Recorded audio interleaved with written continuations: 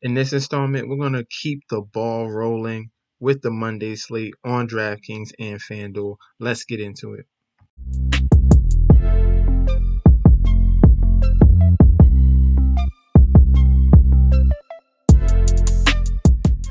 Hey, yo! Welcome back to the channel. It's your boy Chef D, and I'm here to give you the winning ingredients for your Monday night slate showdown on DraftKings and FanDuel, giving you the top plays at point guard all the way down to center, giving you the value plays and the lock of the night. Before I deep dive into that, don't forget to like, comment, and subscribe to the channel. Follow me on Instagram and Twitter at MetsNetsJetsD. All right. And we had a video on Sunday. Let's just do a little overview of some of the plays. That's why I say keep the ball rolling, because things are looking good. On Sunday, we had Jordan Poole. He came through with 26 points, 3 steals, 2 assists, and 6 rebounds. Denny Advija was a small forward that we liked. The second-year player, 14 points, 1 steal, 4 assists, and 7 rebounds. So he paid off his salary, definitely. J Val came in with another double-double. He's been very, very consistent. 19 points, 12 rebounds, 3 assists, 1 block, and 1 steal. We had Andre Drummond as a value play. He had a huge game, 20 rebounds. 20 points, 17 rebounds, 3 steals, and 3 blocks.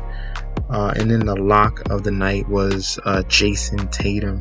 Had a day, 34 points, 5 rebounds, 6 assists, 1 steal, and 1 block. So definitely killed it on Sunday. Let's get into this Monday slate. Starting off at the point guard position. And we're going to be looking at the OKC Thunder here. There's not going to be SGA in this game going up against Portland. So a perfect game environment, a ton of points, no defense on both sides of the ball, and the Thunder are missing their leader. So we are looking at Theo Maledon, who has stepped up into the point guard position right here. Trey Mann is the shooting guard. Theo Maledon has been the dude in the shadows that has been producing the last 2 games against Orlando. 32 minutes, 25 points, 1 block, 1 steal, 6 assists, and 4 rebounds. And then against Denver, had 32 fantasy points in that one. And this is all under 5,000 salary. So let's really take full advantage of this before he gets skyrocketed up to 5,000 to 6,000 salary. In that point guard position, this nice little cheap play, you can definitely move on in this 9-game slate and get you some other guys. All right, so Theo Maledon is our point guard. Next is shooting guard, and we're going to be looking at Will the Thrill Barton for the Denver Nuggets going up against the Charlotte Hornets. Now, when I say the Charlotte Hornets, we know we need to attack the center position, so it's already a given that we like Nikola Jokic. Another place to attack them is the shooting guard, because they play no defense. It's a lot of up and down, fast-paced basketball. And Will Barton has been a facilitator as of late. They've been struggling with their point guard position. Monson Morris, Will Barton, and some other guys I'll talk about a little bit later have been stepping up. 17, 8, and 5 against Phoenix. 18, 7, and 6 against OKC. So things are getting a little bit better for Will Barton going into the playoffs. He was kind of struggling shooting-wise for the majority of the season. So it's good to see that he's knocking down shots right now. And currently at 5,800, I think that's way too cheap for the second best player on this team, let's be honest, for the Denver Nuggets, all right? You know, as long as Jamal Murray is out, Will Barton is the number 2 player, okay? So we got him there at the shooting guard. Let's move over to small forward. Small forward will be DEVIN, VASSELL for the San Antonio Spurs. I want to get a lot of guys in this particular game, even if I do not go over them on the other side, particularly in Houston. But VASSELL has been a key cog, a young guard / small forward, has been putting up great numbers for these young, feisty Spurs. He missed the prior game.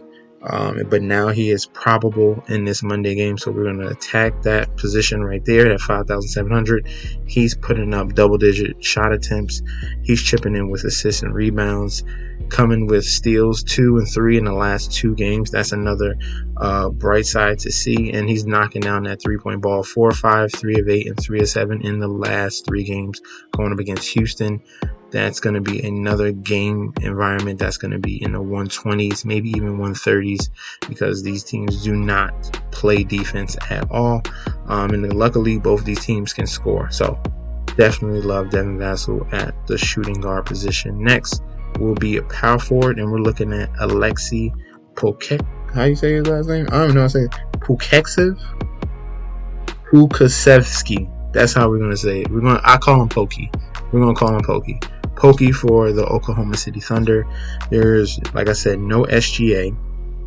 And I believe Darius Bazley is going to be out. Let's just double check on that. He's questionable, but it says is doubtful for Monday. So we're going to be all in on Pokey at 5,900 at the power forward position.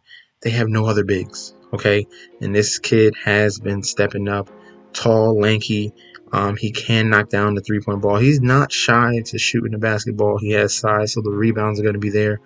And he has a little bit of a European passing game. 5, 4, 3, and 5 and 5 in the last 5 games. Very impressive there.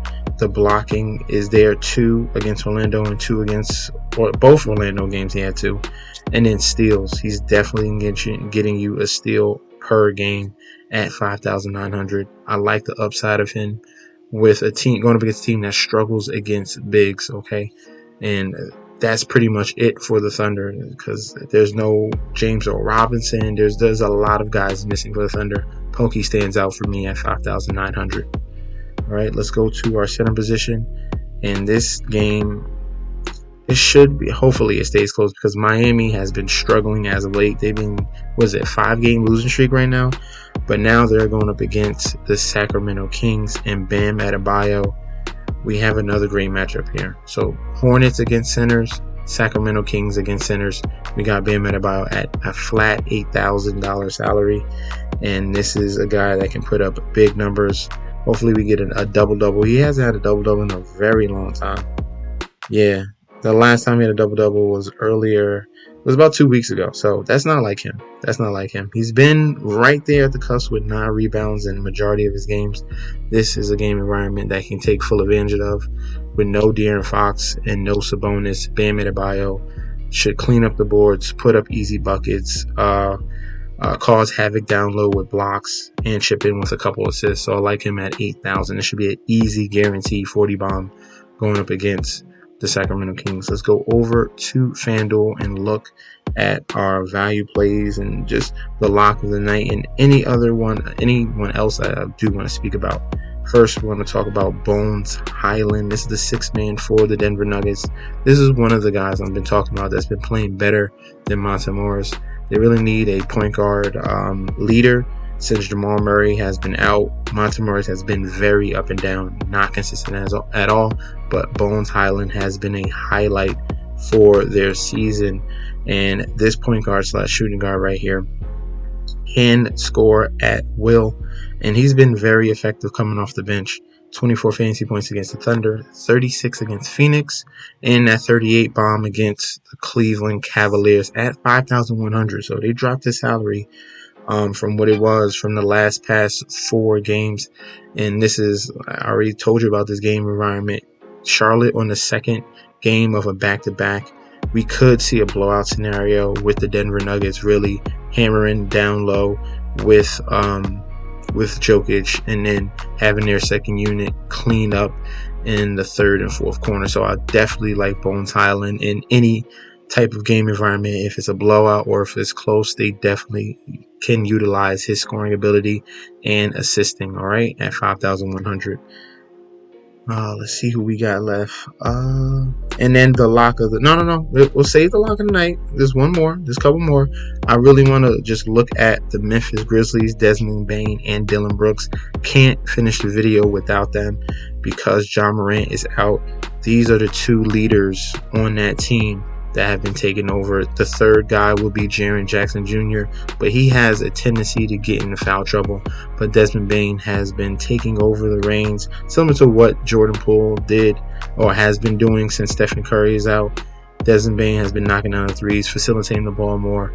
They do have Tyus Jones, who's more of the point guard, but Desmond Bane gets a bump in some other categories, in shot attempts, in assists, and rebounds and steals. So I like the responsibility that he's taken, and he's really done pretty well with John Moran out every time he's sent on the bench. So you have big games against the Pacers, 47 fantasy points, against Houston, another 47 points. And then Dylan Brooks is that consistent scorer that they have that can knock down a jumper at any time. His salary at $6,400 on DraftKings is something we can look at, and on Fanduel at $6,000, which is even cheaper. So I prefer him on this site. But if he gets things going, which should be a close game against the Warriors, I like him at that price. And then the lock of the night will be DeJounte Murray. It's the Spurs going against the Houston Rockets, and Murray has salivated over this matchup many times already. If we're looking at DeJounte Murray,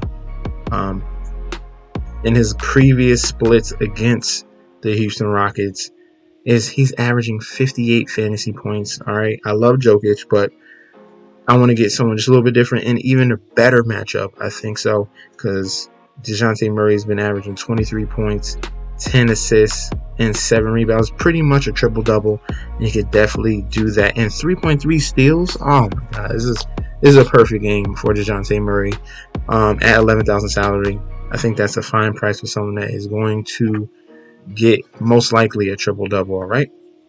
So those are going to be the plays for Monday. Let me know in that comment section down below if you have any other suggestions at point guard, shooting guard, small forward, power forward, center, value play, or lock of the night. We can definitely discuss that down below. All right, thank you guys for tuning in. Don't forget to like, comment, and subscribe to the channel. Follow me on Instagram and Twitter at MessageSD, and I'll be back with another video very soon. Peace out.